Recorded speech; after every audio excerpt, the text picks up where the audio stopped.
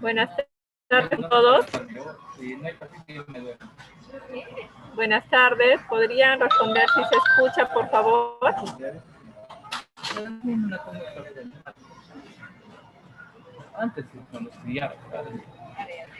Bueno, buenas tardes con todos. Vamos a continuar con la capacitación, con los temas programados. El día de hoy se va a hablar del diagnóstico y tratamiento de malaria. Y como ponente nos acompaña el médico cirujano Daniel Valdés Puma, a quien voy a dar el espacio para que pueda iniciar con la capacitación. Bienvenidos y gracias.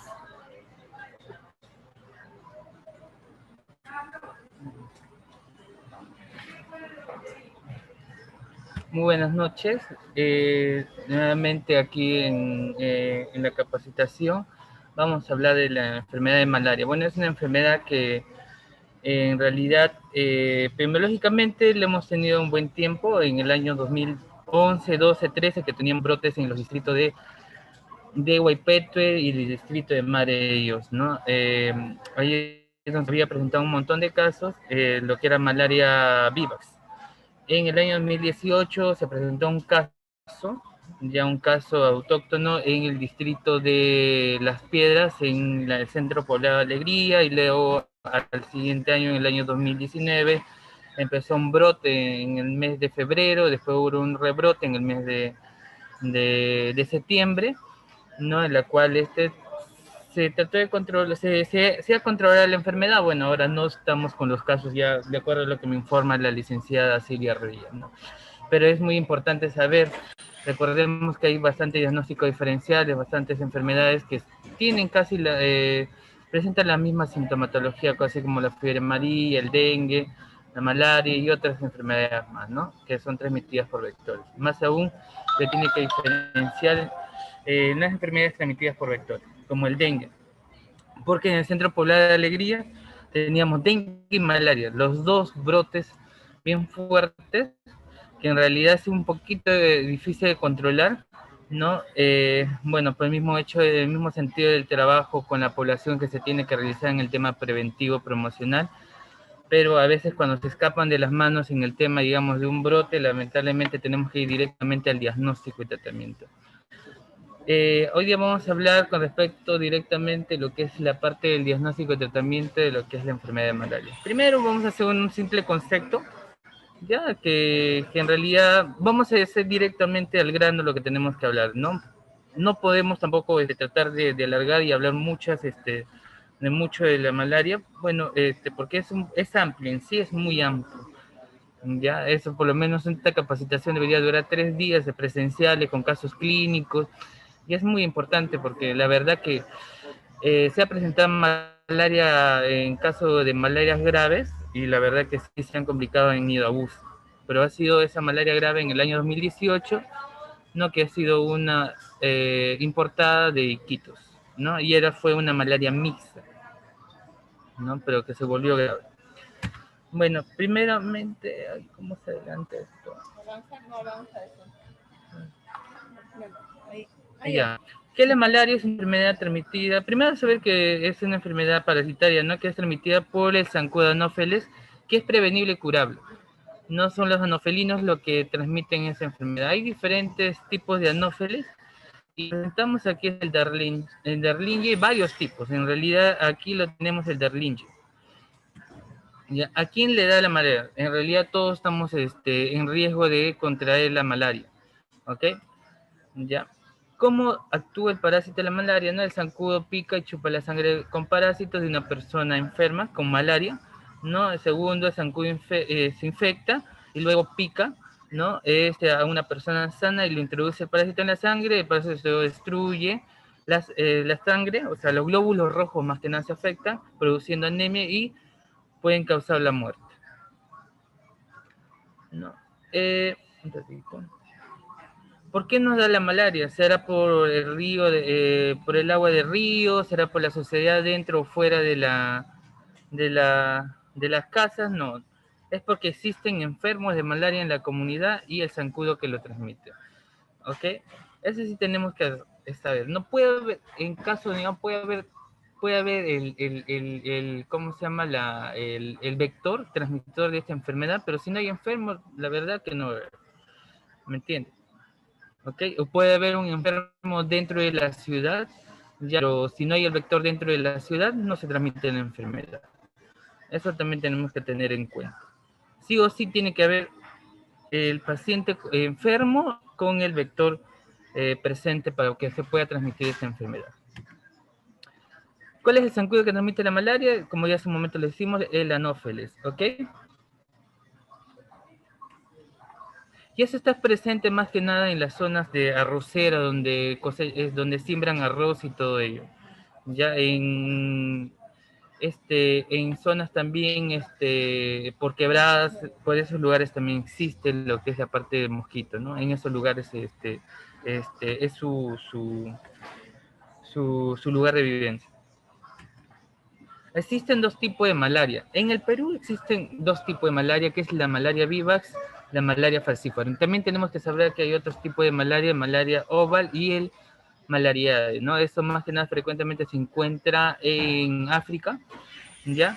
Pero tenemos que enfocarnos más en lo que es la parte de la malaria vivax y malaria falciparum. La malaria vivax es benigna, como se le dice acá, y la malaria falciparum es maligna, ¿no? Es que eso se ve con respecto a las complicaciones que puede dar esta enfermedad. En realidad la malaria vivax no complica tanto como lo que es la falciparum. Ya la falciparum sí lleva a ser siempre, tiene un mayor porcentaje de realizar malaria grave en varios pacientes, complicar y pueden llegar a morir. Es por eso que el diagnóstico es muy simple y sencillo, ya es de acuerdo a uno, tenemos que ver la epidemiología, el antecedente epidemiológico, si en la zona hubo malaria, ya, y también si existe el vector, eso también tenemos que darnos cuenta, y se trata a tiempo. Si no tratamos a tiempo nos puede matar, eso sí, cuando se complica, porque malaria viva también se complica. Como ¿cómo se llama? En Alegría tuvimos malaria viva y tuvimos dos pacientes complicaditos que hicieron y uno hizo falla hepática en sí, directamente, y el otro, un niño de 5 años, hizo anemia severa. ¿Ya? Son dos pacientes complicados que se tuvo. ¿Por qué? Porque ellos dejaron avanzar con más o menos 1 mes y medio teniendo la enfermedad, 1 mes y medio, 2 meses. La malaria falciparum en 7 días, 10 días evoluciona y puede llegar a complicarte así y hacer malaria grave. ¿Cuáles son los síntomas de la malaria? Es simple y sencillo, es la fiebre, los escalofríos, dolor de cabeza y decaimiento del cuerpo. No tiene casi la misma sintomatología del dengue o de la fiebre amarilla, pero siempre se diferencia tanto por el escalofrío y la fiebre vespertina que siempre se dan por las tardes. ¿Ok? Casi la gran mayoría de los pacientes las tardes tienen la fiebre. ¿Qué debemos hacer? Identificar oportunamente los síntomas de escalofrío, fiebre y dolor de cabeza. Ya, esos son 3 síntomas importantes que va a tener un paciente al inicio con la enfermedad de la malaria, ¿no? Y en realidad llevarlo inmediatamente al centro de salud más cercano y es necesario una muestra de sangre para el diagnóstico, ¿ok? Diagnóstico y tratamiento son gratuitos. El tratamiento del VIVAS es un tratamiento que dura 7 días, gratuito y supervisado. Eso sí, no todo paciente que realiza tratamiento de malaria tiene que tener una tarjeta, ¿no? Tiene que acudir al establecimiento por 7 días porque es supervisado, porque estos pacientes pueden crear resistencia y la verdad no vamos a llegar a los objetivos que ahorita que uno quiere lograr. Porque a veces un momento de brote, en realidad el tratamiento se le da a toditos, como manera profiláctica. Ya el tratamiento de la malaria falciparum es por 3 días, supervisadas de igual manera. ¿Ok? ¿Por qué no debemos abandonar el tratamiento? Ya, porque seguirás enfermo, personas se pueden enfermar y hasta puedes morir. ¿Ok? Eso es lo que tenemos que evitar. Ya los pacientes pueden crear también, como va a seguir enfermo, pueden crear resistencia a los medicamentos y ahí es la canción. Siguen haciendo resistencia, pues te pueden ser resistencia a los tratamientos de segunda línea, ¿no? Y además de eso pueden provocar que otras personas se enfermen y lamentablemente realizar un brote en dicha localidad. Y lo que no queremos es que los pacientes mueran. ¿Qué hacer con mi familia? Recuerda que la familia debe ser controlada, entre ellos pueden haber más enfermos, también puedes ir a donde tu promotor de la salud. Bueno, eso ya es un trabajo preventivo promocional en cada centro poblado, no más que nada en los lugares que tuvieron como antecedente de haber tenido brotes de malaria. Yo les digo directamente Huaypetue, ya Bajo Puquiri, Colorado, San Juan Grande, son lugares donde se ha tenido brotes de malaria, ¿no? Y también en la parte de Iberia, y el distrito Iberia y el distrito de Las Piedras. ¿Cómo prevenimos la malaria? Bueno, simple y sencillo, ¿no? Durmiendo bajo mosquitero en lugares donde se encuentran el vector, asegurándote que esté bien templado, sin hueco, y eliminando los charcos dentro y alrededor de tu casa con tierras y piedras. Ya, porque siempre viven o se crían o ponen sus huevitos en lugares de charcos estancados. Por eso siempre en la zona, digamos, donde crían arroz, como está acumulada el agua, ahí es donde se empiezan a criar, digamos, ¿no? Ponen sus huevitos del vector y empieza ahí a criarse el mosquito de la anófeles. Entonces, ¿qué debemos hacer en nuestra comunidad? Organizarnos para desarrollar un plan contra la malaria. Ya ese es un plan dentro de cada establecimiento, cómo realizar. No existe, lo más importante es la parte preventivo promocional y la parte de control del vector, ¿no? Control focal del vector y todo ello, ¿no? Es un trabajo que ya lo tiene que hacer cada establecimiento de salud como organización de los como organización. Directamente vamos a ir al diagnóstico de caso de malaria. No podemos complicarnos más. El diagnóstico que hacemos aquí en nuestra región es el examen de la gota gruesa. ¿No? Es un examen muy simple y sencillo que lo tiene que realizar siempre una persona capacitada, cómo lo debe realizar, ¿no? Ya sabemos la gran mayoría cómo realizamos la gota gruesa, ¿no? En cada establecimiento de salud. Bueno, se los voy a explicar rápido y sencillo, ¿no? Se toma en el dedo de las manos, ya, con una lanceta retráctil, ya se realiza un pinchazón en la zona lateral del dedo, cualquiera de los dedos, ya, se pincha y la primera muestra que se va a mostrar en la sangrecita se limpia, se descarta, y la segunda muestra es la que tenemos que tomarla, ¿no? Se realiza la gota gruesa y el frotis, ya en cada superficie, una gotita para la gota gruesa, ya que eso va a ser para ayudar al diagnóstico del plasmodium, y el otro se hace el frotis para ayudar al diagnóstico de la especie de plasmodium, ¿no? Porque ya que debemos saber que, ¿cómo se llama? Que tenemos que saber qué tipo de malaria es, porque cada tipo de malaria tiene un diferente tratamiento, ¿no? Pero lo que tenemos que enfocarnos es más en malaria vivax y malaria falciparum.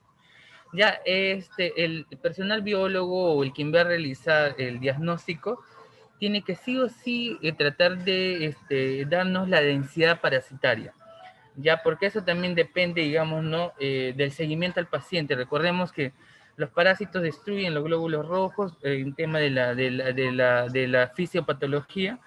Entonces, es un poquito que tenemos que tener en cuenta, ¿no? La cantidad de parásitos por campo en 100 campos que se tiene que evaluar. Ahí vemos, ¿no? Media cruz, una cruz, 2 cruces, 3 cruces, 4 cruces, ¿no? Y la cantidad de parásitos que se debe encontrar por campo en 100 campos. Eso sí o sí se tiene informarnos el personal que realiza el diagnóstico mediante el laboratorio del examen de la gota gruesa. Asimismo, como les explicaba hace un momentico, que en el frotis para verificar la especie del tipo de plasmodium, si es viva, falciparum, malariae o mixta. No, ahí tenemos si es viva es con la V, falciparum con F y malariae con M, ¿no? Pero tenemos que enfocarnos más en el viva y el falciparum, que lo tenemos en el Perú. Consideraciones en el tema del tratamiento. Los esquemas de tratamiento son gratuitos y garantizados por el Estado en todos los servicios públicos del Estado y otros de administración privada. O sea, el tratamiento de la parte de la malaria es gratuito. Ya el tratamiento de los casos deben ser supervisados y solo puede ser modificado por prescripción médica. O sea, recordemos que ellos tienen una tarjeta de control dentro del establecimiento donde se ve de que, ¿cómo se le explico? Se realiza la administración del tratamiento. El paciente sí o sí tiene que tomar su dosis adecuada, ya de acuerdo a su dosificación o a su peso que tenga el paciente. Sí o sí. No podemos darle ni menos ni más, ya, porque podemos provocar algún problema también con respecto a las reacciones de los medicamentos, ya. Esas son las consideraciones importantes en el paciente, ya, y en el tema del tratamiento. Les decía, tenemos 3 objetivos en este tema del tratamiento. Es curar la infección, sí o sí en el paciente, ya, para también de esa manera prevenir el desarrollo de la resistencia de las drogas. Como le explicaba hace un momento, los pacientes a veces abandonan, se sienten mejor y nuevamente pueden crear resistencia a las drogas. Y lo más importante es reducir la transmisión, o sea, evitar ya de que pueda realizarse un brote en las localidades que pudieran haber, ¿no? El esquema terapéutico vigente, siguen vigentes lo mismo, todavía no ha cambiado el tema del tratamiento, ¿no? De la malaria viva, malaria falciparum y malaria malariae, ¿no? La malaria viva ya sabemos que es la cloroquina, malaprimaquina, la malaria falciparum es la mefloquina, malaria-artesonato, o de segunda línea la quinina, clindamicina más primaquina. Y el malaria que no le tenemos en Perú, pero bueno, tenemos que saber por conocimiento que es la cloroquina más primaquina. Tratamiento de malaria no complicado, o sea, un paciente que no sea complicado, que solamente ha venido con fiebre, escalofrío, dolor de cabeza o cefalea. ¿Ya? El tratamiento de la malaria viva es en el adulto, ahí vemos la cloroquina, que se dan por 3 días, en el primero y segundo día en caso de los adultos, son 4 tabletas máximas que se le tiene que dar al paciente en el primer y el segundo día, y en el tercer día se reduce a 2 tabletas. Ese ya lo tenemos en conocimiento, siempre nos lo han explicado, y la primaquina se da un tratamiento por 7 días, solamente que hay 2 presentaciones de tableta de 15 miligramos y de 7.5, que en la de 15 se dan 2 tabletas hasta el término de los 7 días, iniciado con la cloroquina, ya, y de 4 tabletas cuando es la presentación de 7.5. No se dan los niños menores de 6 meses y gestantes no reciben primaquina. Ahorita lo vamos a ver. El tratamiento de malaria por vivas en niños. Eso sí, tenemos que dosificar en el paciente, en los niños, darle exacto, no podemos exceder la medicación en los pacientes, en los niños, ya por la cloroquina ni la primaquina. Ya, como digo, vuelvo y repito, no administrar primaquina a menores de 6 meses, a pacientes menores de 6 meses. Esa es la dosificación que ustedes ven en pantalla, de 10 miligramos la cloroquina en el primer y segundo día, y de 5 miligramos ya en el tercer día, y la primaquina es de 0.5 ya miligramos por kilogramo. Es simple y sencillo, ¿no? Ahí lo tienen ustedes en la pantalla. Como les vuelvo y repito, eso es lo que nos tenemos que aprender para que nuestros pacientes no se compliquen en hacer un buen seguimiento. No lleguemos a malaria grave. Bien difícil que la malaria viva, hubo pacientes complicados, sí, porque dejaron alargar por lo menos unos 2 meses esta enfermedad. Pero si nosotros hacemos un buen seguimiento, estos pacientes no se complican. ¿Okay? No es nada de otro mundo el tratamiento, eso lo debemos saberlo, ¿ya?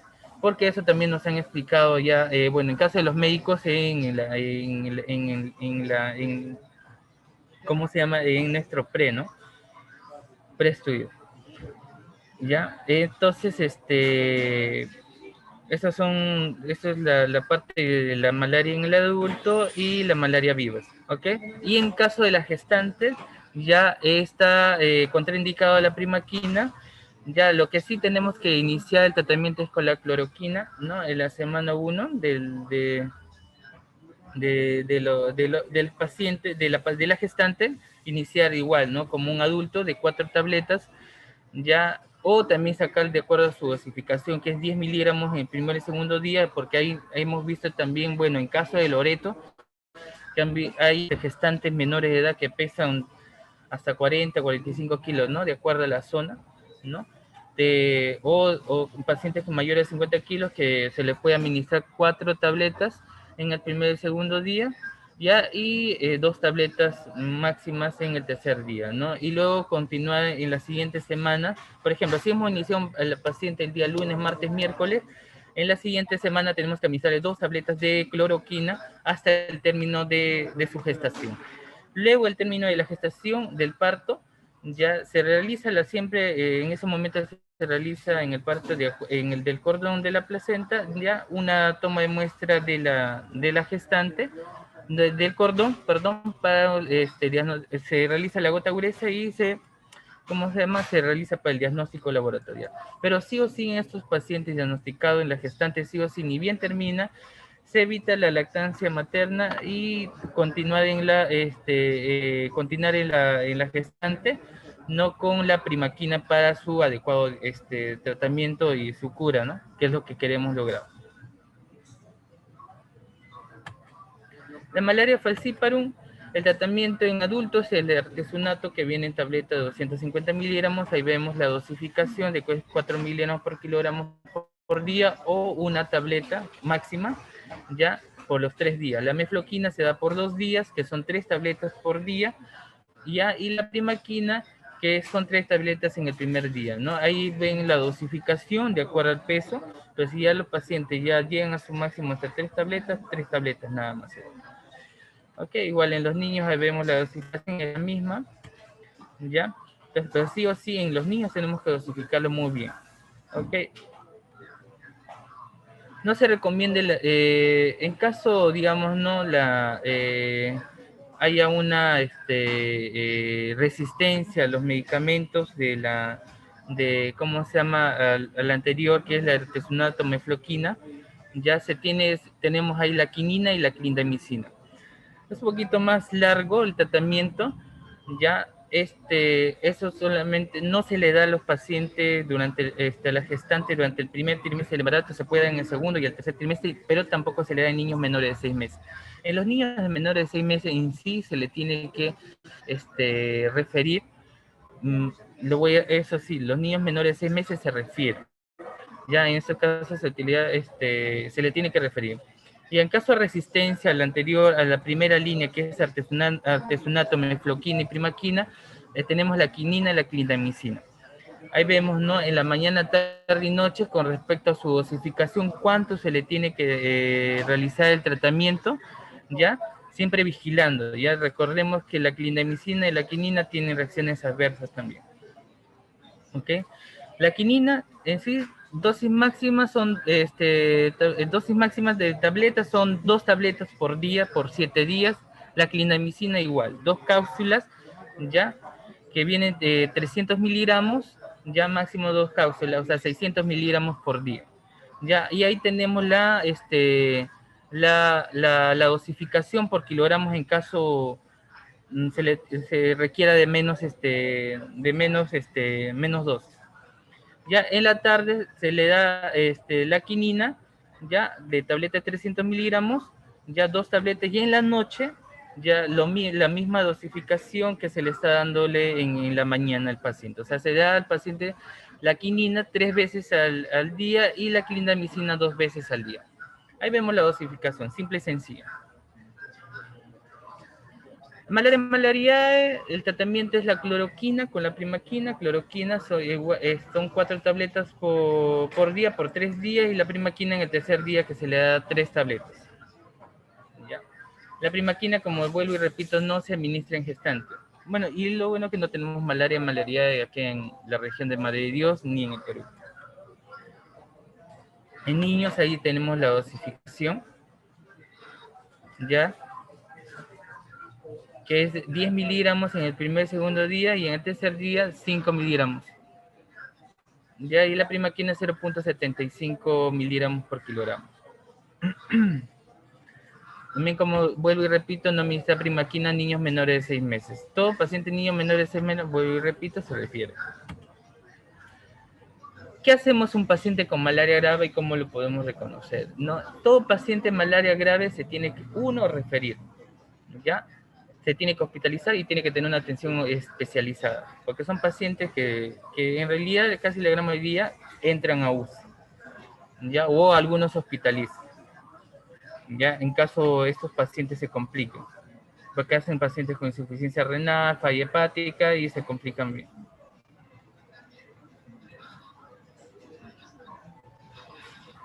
Como le explicaba, ¿no? La especie que causa más complicaciones es el plasmodio o la malaria falciparum, ¿ya? Eso es el falciparum complica muy rápido, provocando coagulación intravascular diseminada, anemia grave, hemoglobina menor de 7. Ese niño que, bueno, en caso del Vivas tuvo una hemoglobina de 5.3. Ya hacen síndrome de dificultad respiratoria, ya falla hepática con ictericia, ya hipoglicemia severa, insuficiencia renal aguda, edema pulmonar y malaria cerebral. ¿Okay? Son esas complicaciones que realiza más que nada el plasmodium falciparum que hay en Loreto. En Loreto sí hubo bastantes complicaciones, pero aunque ya como ellos tienen un programa que se llama Malaria Cero, lo han sabido bien controlar, muy bien, ya no, los pacientes ya no se les complica, ya los mismos pacientes ya saben en qué momento sentirse mal, saben su sintomatología y tienen que acudir rápidamente. Bueno, esas son la malaria grave y complicada, a veces alza térmica en casi el 99%. Ya de los pacientes, escalofrío, ese es un estudio que se realizó, ya de los escalofríos, la cefalea, son los síntomas que presentan, hay hepatomegalia, vómitos, náusea, hiporexia, deshidratación, dolor abdominal, trastorno del sensorio. Ahí sí nos tenemos que preocupar cuando el paciente hace trastorno del sensorio. Puede ser que el paciente esté haciendo una malaria cerebral con un problema de una encefalopatía o encefalitis, ¿no? Y eso sí, el paciente sí o sí tenemos que tratar de enviarle, y nosotros mismos en el establecimiento iniciar, no sé si habrá quinina en ámpulas, no creo que haya quinina, ya porque en caso hay un paciente con trastorno accesorio, porque lo primero que tenemos que pensar que el paciente puede ser que esté haciendo una malaria cerebral, ahí sí la canción, porque te tiene que iniciar sí o sí la dosis ¿cómo se llama?, de quinina al inicio. ¿Ya? Diarrea, esplenomegalia, ictericia, convulsiones. ¿Ya?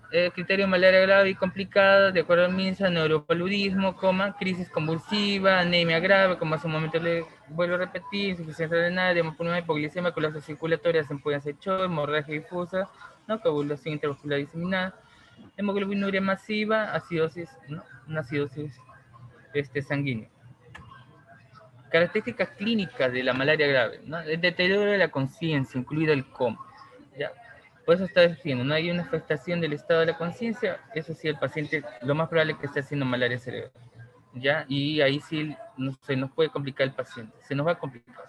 Postración, es decir, debilidad generalizada que impide que el paciente se sienta, se ponga de pie o camine sin ayuda. Ya convulsiones múltiples, más de 2 episodios en 24 horas, respiración profunda y dificultosa, ya, edema pulmonar agudo, síndrome de distrés respiratorio, colapso circulatorio, o sea, shock, ya lesión renal, ictericia, sangrado normal. O sea, puede tener paciente hemorragia. Bueno, esos son los criterios de gravedad, que ustedes lo pueden ver, que ya nuevamente lo estamos repitiendo. Ya, los potenciales, ¿no? Con respecto al falciparum, ya hace malaria cerebral, puede ser fatal y multifactorial, ya falla renal con hipovolemia, bloqueo microvascular, hemólisis, edema pulmonar, hipoglicemia, anemia, sangrado, gastroenteritis, ya. Malaria en gestantes. Las complicaciones de la malaria gestante pueden de un 12 a 20%, como hace una afectación, la malaria puede provocar anemia en la gestante. Casi la gran mayoría de los niños nacen con bajo peso al nacer, ya, o un parto pretérmino. No sé si tenemos que darnos cuenta, ¿ya? La malaria, la falciparum siempre hace un falla renal aguda, ya, eso podemos ver, digamos, ¿no? la causa que la puede provocar.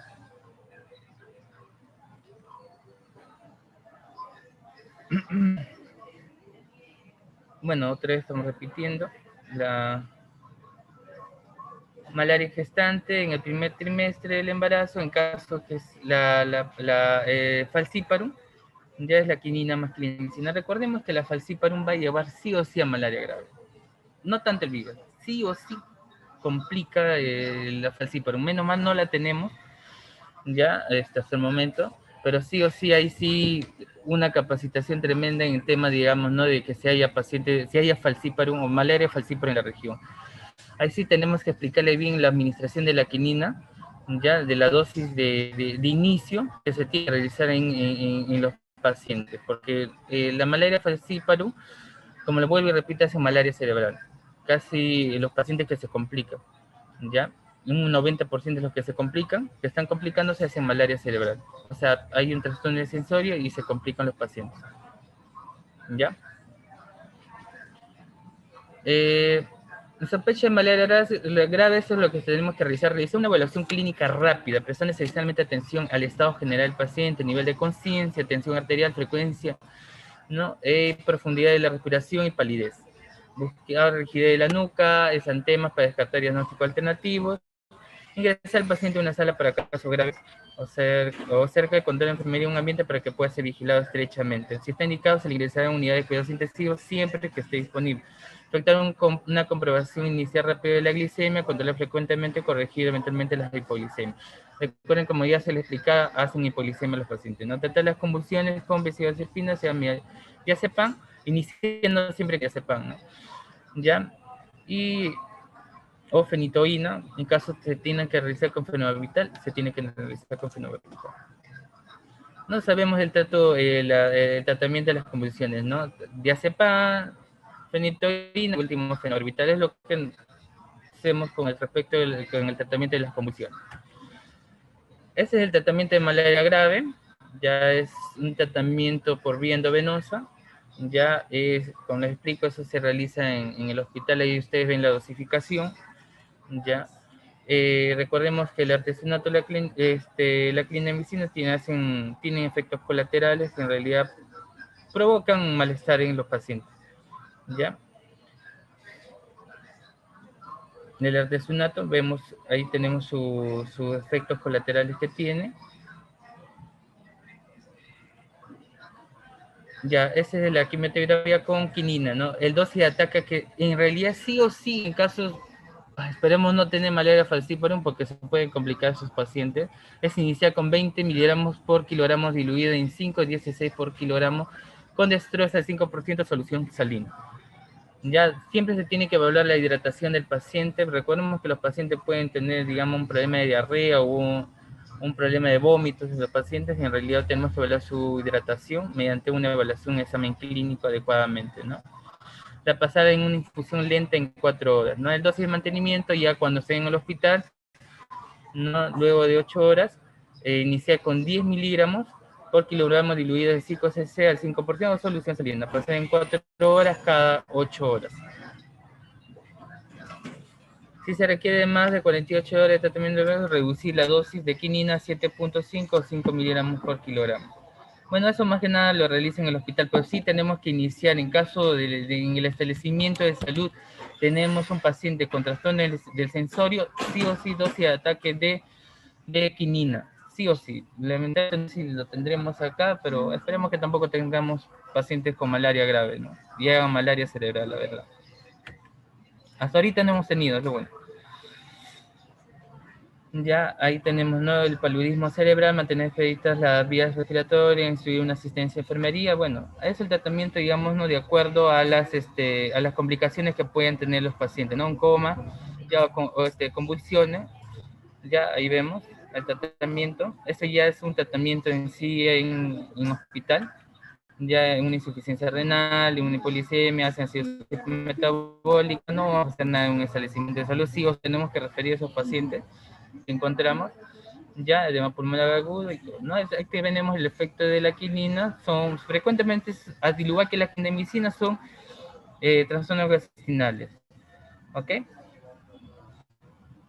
Ya, bueno, eso sería todo, gracias.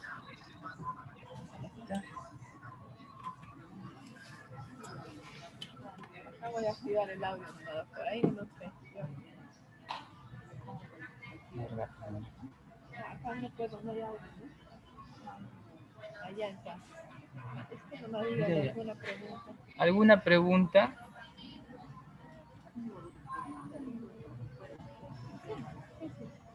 No, no, no. Entonces ahí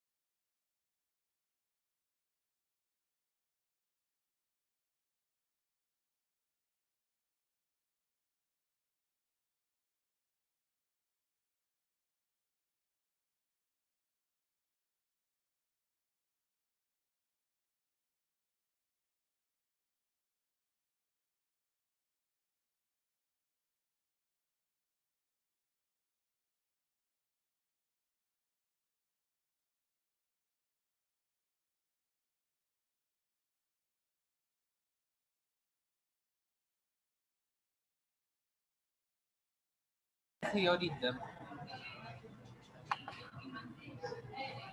Bueno, creo que no hay preguntas. No veo preguntas en el chat. ¿O en dónde lo recojo yo? En todo caso, Porque lo que pasa es que voy a entrar a mi agradecemos turno al a las doctor 7 Daniel por de la su noche. participación en esta capacitación sobre malaria. El día de mañana tenemos la capacitación sobre el correcto llenado de las fichas epidemiológicas. Realmente les voy a agradecer su puntualidad y su participación. Quien nos va a capacitar el día de mañana es el licenciado Aldo. Él tiene bastante conocimiento sobre el tema, los años de experiencia que viene trabajando en el área de epidemiología. Entonces, sé que hay varias dudas, ¿no? Al momento del llenado. Así que va a ser el momento para que se puedan despejar estas dudas. Mañana los espero a las 5 de la tarde y también les pido que inviten a participar de esta capacitación a los responsables de epidemiología y a todos los que en algún momento pues hacen el llenado de la ficha epidemiológica, justamente para evitar los errores. Como ustedes habrán visto, estamos corrigiendo, ¿no? Bastantes fichas que han sido enviadas en algún momento sin algunos datos, se están corrigiendo y justamente ahí pudimos se pudo observar que hay ¿no? bastantes errores y era necesario pues que se lleve a cabo la capacitación sobre el llenado de las fichas epidemiológicas. Les agradezco por su participación, de igual manera al doctor Daniel, y buenas tardes con todos.